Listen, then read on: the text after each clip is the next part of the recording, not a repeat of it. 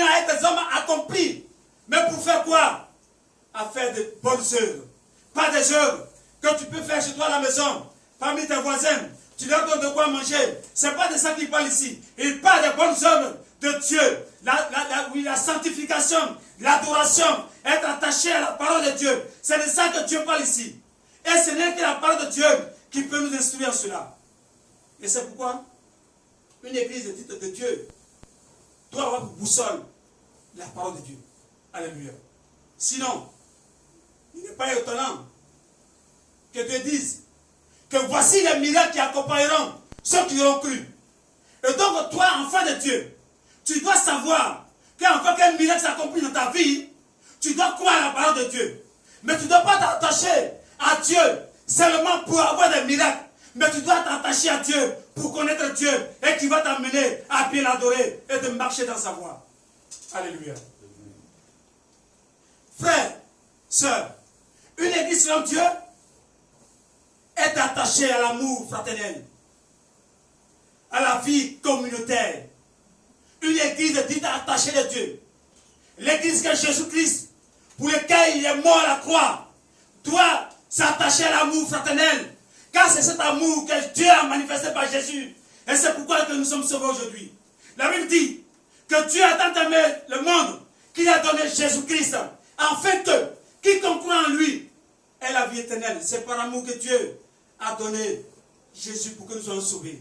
Donc l'église, dite de Dieu, doit être attachée à l'amour fraternel. Alléluia. Jean chapitre 13, verset 34.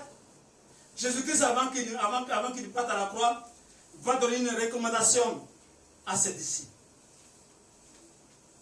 Jean chapitre 13, verset 34. Il dit, je vous donne un commandement nouveau. Aimez-vous les uns les autres, comme je vous ai aimé. Vous aussi, aimez-vous les uns les autres. Et il va plus loin, au verset 35. À ceux-ci, tous reconnaîtront que vous êtes mes disciples, si vous avez de l'amour les uns pour l'autre. Alléluia. Il n'a pas dit, quand vous ferez le miracle, on reconnaîtra que vous êtes mes disciples. Il dit, c'est quand vous allez manifester l'amour pour vos prochains, que moi, on reconnaîtra en vous que vous êtes mes disciples. Alléluia. Et donc, une église, dit de Dieu, doit se battre pour que l'amour fraternel soit émis dans leur sein. Alléluia. Et Jean qui va encore plus loin pour dire que celui qui n'aime pas de Dieu. 1 Jean chapitre 4, versets 7 à 8. Il dit ceci. Bien-aimés, aimons-nous les uns les autres, car l'amour est de Dieu. Et quiconque aime est né de Dieu et connaît Dieu. Celui qui n'aime pas n'a pas connu Dieu, car Dieu est amour. Alléluia. Et donc l'église doit manifester l'amour les uns les autres. Un amour véritable. Et c'est ce que l'église primitive a compris. Quand ceux qui ont cru à l'évangile, quand avaient annoncé les apôtres, la Bible dit qu'ils persévéraient dans la communion fraternelle. Alléluia. Selon Actes chapitre 2, verset 42. Ils persévéraient. Mais pourquoi ils persévéraient? Parce que c'est tellement qu'il était difficile de manifester l'amour les uns les autres. Parce que chacun vient en Christ avec son caractère, avec son éducation. Mais c'est Dieu qui nous éduque à travers sa parole. Celui qui nous corrige. C'est pourquoi ceux-ci manifestaient l'amour avec persévérance. Ils croyaient, ils insistaient sur cela. Quel que soit ce que son prochain pouvait lui faire, il mettait cela son ego à côté et puis courait vers l'amour. Parce qu'il a compris que Jésus a donné sa vie par l'amour. Il dit ceci, dans Actes chapitre 2, verset 40. Il persévérait dans l'enseignement des apôtres dans la communion fraternelle. Ils ont compris. Voici le socle de l'église. Une église qui ne professe pas l'amour. Une église qui ne pratique pas l'amour. Je ne pense pas qu'elle soit une église de Dieu. Alléluia. Oui, malheureusement. Oui, malheureusement. Dans cette église, il y avait des personnes qui combattaient l'amour. Oui, malheureusement, toujours. En nos sein, il y a des personnes qui se comportent comme Ananias et Saphira. Oui, bien aimé, tu connais l'histoire de Saphira et Chedon et son mari. On va prendre Actes chapitre 4.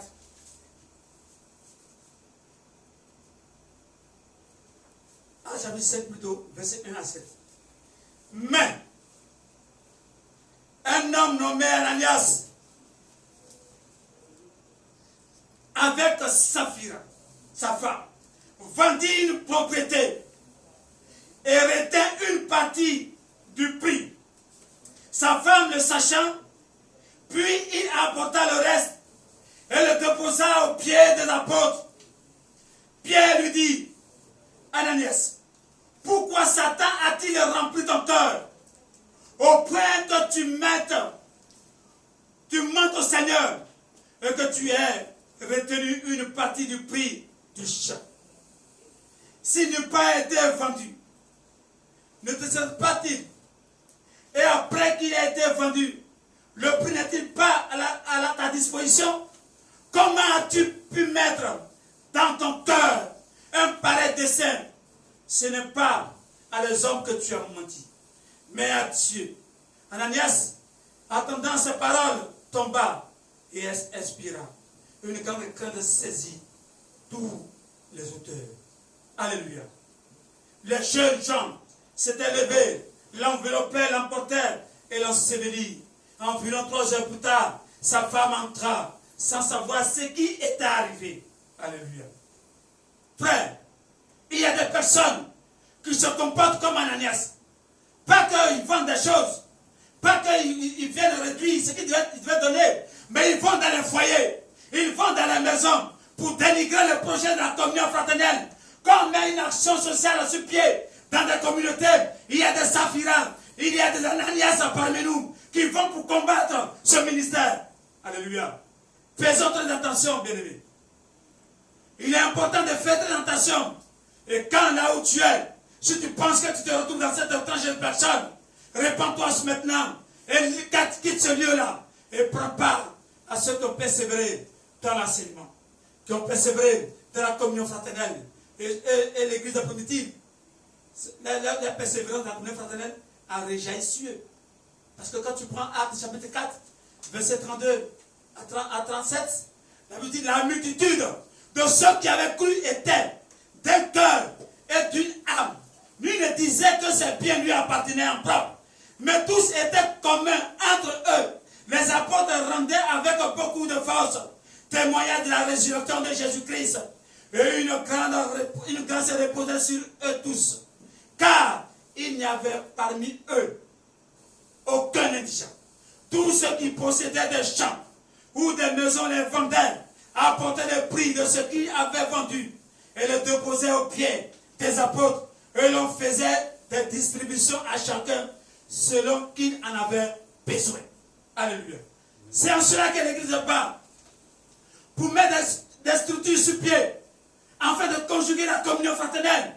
Mais malheureusement, il y a des Ananias parmi nous. Il y a des Saphira parmi nous pour combattre ce projet. Alléluia. Ce n'est pas un projet qui vient d'un homme. Non. Ce n'est pas un projet qui vient d'un homme. C'est un projet divin. Parce que celui qui est divin a manifesté l'amour pour nous. Et donc quand on met une structure en place dans une communauté, afin de conjuguer les efforts pour que la communion fraternelle puisse marcher, il ne faut pas, oui, te mettre en brèche la volonté de Dieu et mettre en mal la vie communautaire. Alléluia. Que Dieu nous aide. Si tu es dans cette position, réponds-toi maintenant. Car ce n'est pas la volonté de Dieu. Mais prends pas plutôt à agir, à enraciner la communion fraternelle dans la communauté. Et donc une église, selon Dieu, est attachée à l'amour. Et l'amour fraternel et à la communauté. Bien aimé, une église selon Dieu est attachée à la fraction de paix. c'est-à-dire au repas du Seigneur, à la prise de la Sainte Seine. On n'a même pas besoin de t'avertir. On n'a plus besoin d'avertir un chrétien. Parce que la Bible nous recommande d'être prêt. En tout moment, Jésus peut revenir. Et donc, une église dite de Dieu doit être attachée à la fraction de paix. Car cela nous rappelle la mort de Jésus. Alléluia. Et l'enfant de Dieu, celui qui dit il est enfant de Dieu, qui s'est repenti de toutes ses iniquités, qui a accepté Jésus, quand il prend la Sainte Seine, il rappelle la mort de Jésus. Alléluia. On va le voir un peu plus loin. Mais nous allons voir que dans Actes chapitre 2, versets 41 à 42, on dit ceux qui avaient cru furent baptisés. Alléluia. Ceux qui acceptaient sa parole furent baptisés, et en ce jour-là, le nombre des disciples s'augmenta d'environ 3000 âmes. Ils persévéraient dans l'enseignement des apôtres, dans la communion fraternelle, dans la fraction de paix. Mais pourquoi est-ce qu'ils persévéraient en cela? Pourquoi? Parce que pour prendre part au repas du Seigneur, il faut toi-même s'éprouver. Il faut toi-même entrer en toi-même et examiner ta marche avec Dieu. Parce que Dieu, par le baptême, tu deviens membre du corps de Christ. Et donc tu es invité à prendre part au repas du Seigneur. Alléluia. 1 Corinthiens chapitre 11, versets 26 et 23 à 26. Quand tu prends le repas du Seigneur, cela nous rappelle, ou le temps te rappelle, toi qui participes à ce repas, la mort du Seigneur Jésus. Il dit ceci au verset 23. Car j'ai reçu du Seigneur ce que je vous ai enseigné. C'est que le Seigneur Jésus, dans la nuit où il fut livré, prit du pain. Et après avoir rendu grâce, le rompit et dit, ceci est mon corps qui est rompu pour vous. Faites ceci en mémoire de moi. De même, après avoir soupé, il prit la coupe et dit, cette coupe est la nouvelle alliance à mon sang. Faites ceci en mémoire de moi, toutes les fois que vous en boirez. Car, toutes les fois que vous mangerez ce pain et que vous buvez cette coupe, vous annoncez la mort du Seigneur jusqu'à ce qu'il vienne. Alléluia. Donc, il est important pour l'église qui est attachée à Dieu de respecter cette ordonnance que le Seigneur a donnée. Cette ordonnance que le Seigneur a prescrite. Car la première ordonnance, c'est le baptême. Quand tu crois, tu te baptises. Alléluia. Mais pour prendre part à ce repas, comme je l'ai dit tantôt, il ne faut pas pouvoir entrer en toi-même, te prouver toi-même, être bien disposé pour prendre part à ce repas.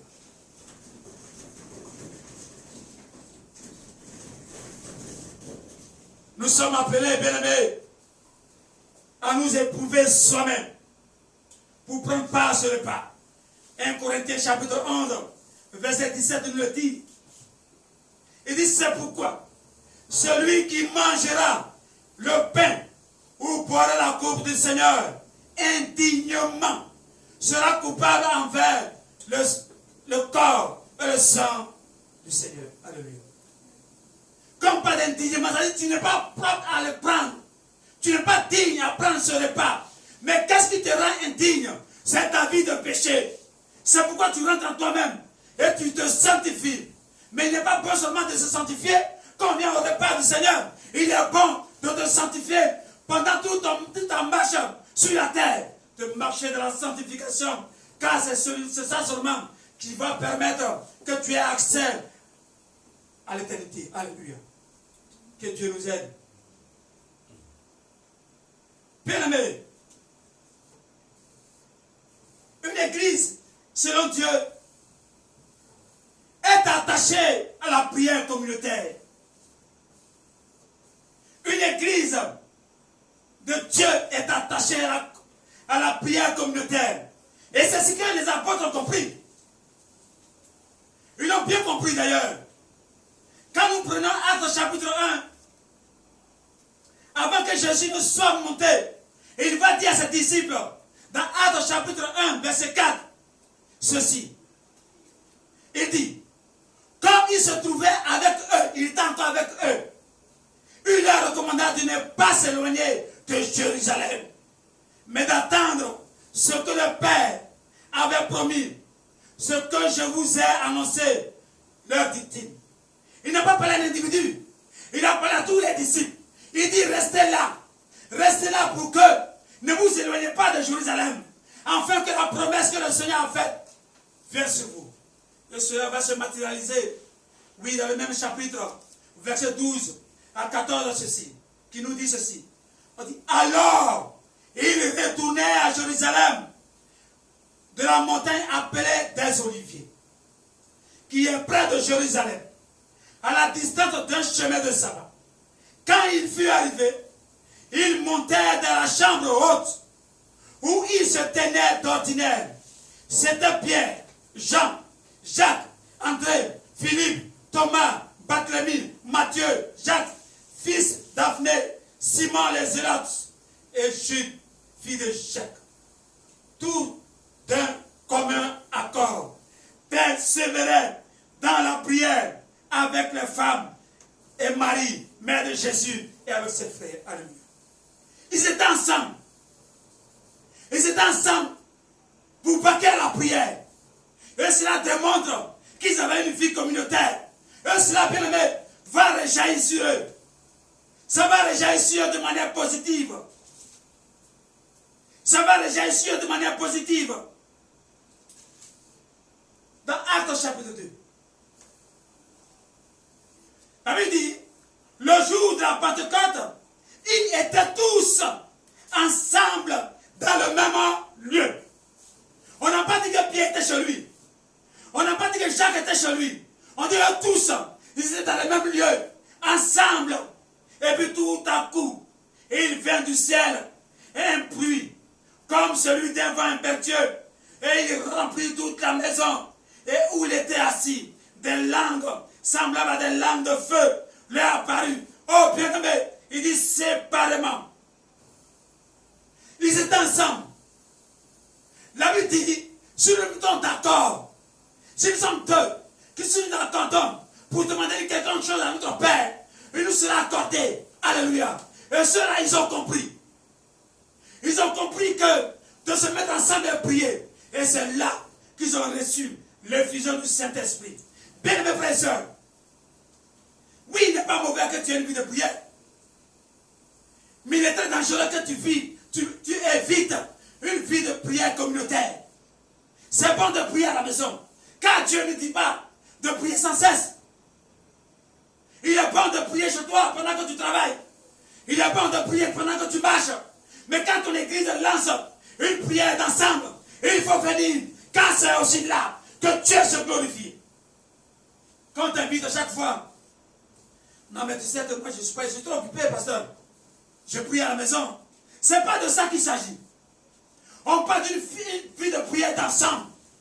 Quand nous élevons la voix ensemble vers Dieu, Dieu nous exauce. Mais je ne dis pas qu'il ne t'exaucera pas quand tu pries seul. Alléluia. Mais nous montrons ici l'importance de la vie de prière communautaire. Il est important que tu retrouves ta communauté. Il est important que tu sois assidu dans ton assemblée. Il faut être régulier dans ta maison. Là où Dieu, après t'avoir sauvé, et puis t'a conduit par son esprit.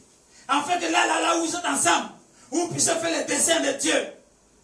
Dans sa parole. Il ne faut pas fuir ton assemblée. Il faut venir à l'église. Il faut venir. Il n'y a même pas de prétexte. À moins que véritablement tu sois occupé. Tu es en train de travailler. Dieu, il voit partout. Il sait ce que tu fais. Mais à l'instant où tu es à la maison, on dit viens. Parce qu'en ce moment, on a un moment de prière. Tu mens. Un côté ne ment pas. Un côté fille de la vérité. Alléluia. Que Dieu nous aide. Et enfin, une église, selon Dieu, est une église qui est attachée à l'évangélisation, à la propagande de la parole de Dieu. Et ça, l'apôtre Paul le dit dans le livre de Romains, chapitre 10, verset 14. Il dit ceci.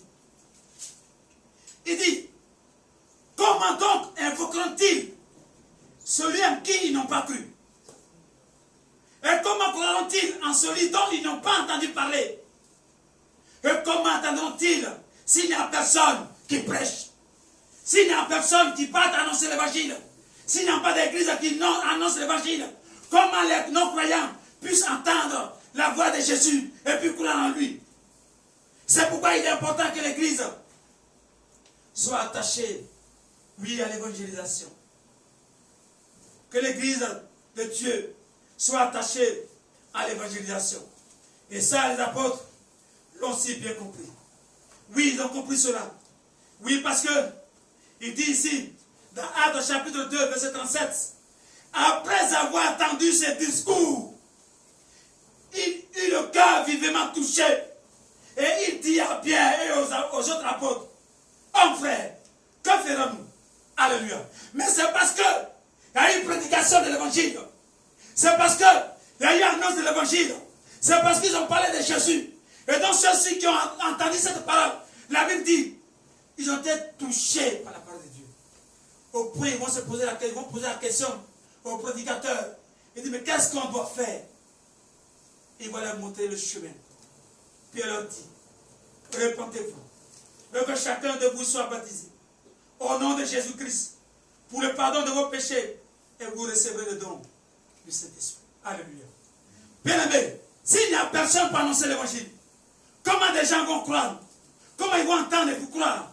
Comment ils vont entendre et croire et puis se faire baptiser? Donc une église doit annoncer l'évangile de Dieu.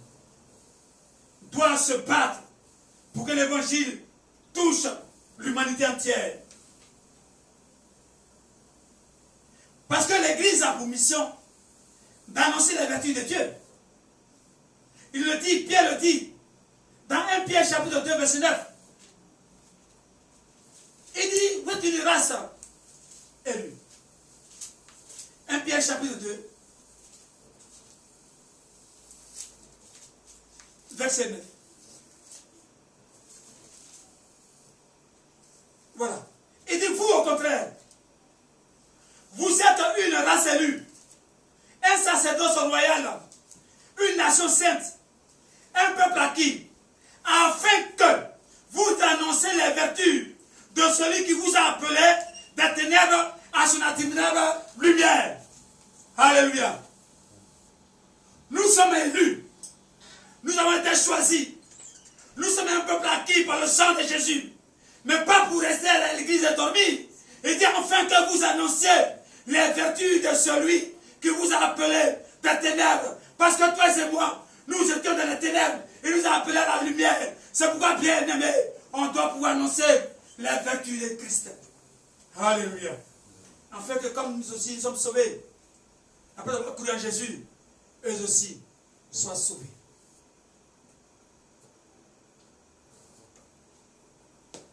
Mais aujourd'hui, il y a d'aucuns qui disent, moi j'ai envoyé telle âme. Non, ce n'est pas de ça qu'il s'agit. L'apôtre Paul dit, dans 1 Pierre chapitre 9, 1 Corinthiens 9, verset 16, que ce n'est pas un sujet de gloire pour lui. Ce n'est pas pour se glorifier. Parce qu'il est en train d'accomplir la mission que Dieu lui a confiée. Oui, l'église doit pouvoir accomplir cette mission. 1 Pierre chapitre 9, verset 16.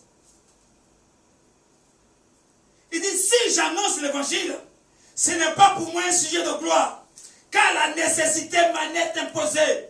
Et malheur à moi si je n'annonce pas l'évangile. Mais pourquoi? Il dit, la nécessité lui a été imposée. Oui, il fait référence à la parole du Seigneur dans le livre de Marc, qui dit, allez-y, qui est une mission, qui est un ordre. Allez-y, et faites de toutes les nations mes disciples. Ce n'est pas pour un sujet de gloire. Pour se taper la poitrine. Pour dire que non, moi, j'ai fait assez, j'ai assez d'âme. Et pour t'en glorifier. Non. C'est ta mission. C'est ta responsabilité. C'est à la grande commission que tu es en train d'obéir. C'est à la voix du Seigneur que tu es en train d'obéir. C'est à la voix du Maître. Celui-là qui est ressuscité d'entre les morts. Qui est mort pour toi. Et qui a laissé sa vie à la croix. Alléluia. C'est pour lui. Il dit dans Marc, chapitre 16, verset 15 à 16. Puis il leur dit, allez par tout le monde et prêchez la bonne nouvelle à toute la création. Alléluia. Il dit, celui qui croira et qui sera baptisé sera sauvé.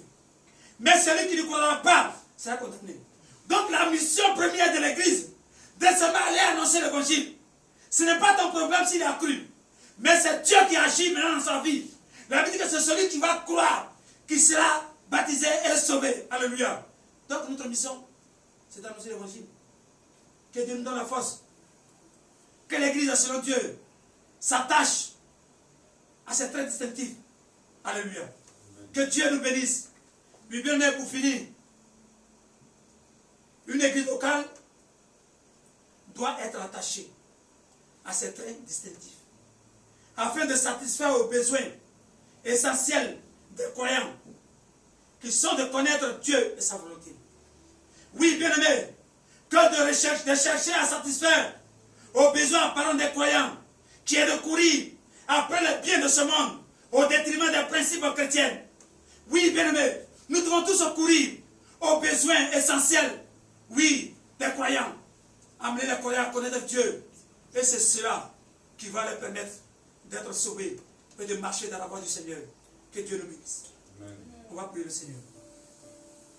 Seigneur, notre Père, notre Dieu, je vais bénir ton nom ce matin. Je veux te dire merci. Que le cœur soit touché ce matin, Père, notre Dieu. Que les vies soient transformées, Père. Que ton Seigneur soit glorifié. Au nom de Jésus. Amen.